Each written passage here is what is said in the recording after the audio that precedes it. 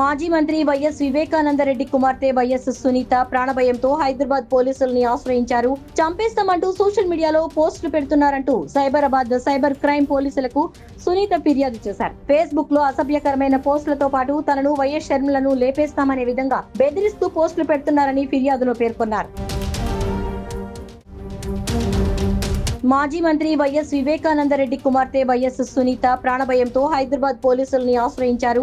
చంపేస్తామంటూ social మీడియాలో పోస్టులు పెడుతున్నారంటూ Cyberabad cyber crime పోలీసులకు సునీత ఫిర్యాదు చేశారు. ఫేస్బుక్ లో అసభ్యకరమైన పోస్టులతో పాటు తనను వైఎస్ షర్మిలను లేపేస్తామనే విధంగా బెదిరిస్తూ పోస్టులు పెడుతున్నారని ఫిర్యాదులో పేర్కొన్నారు.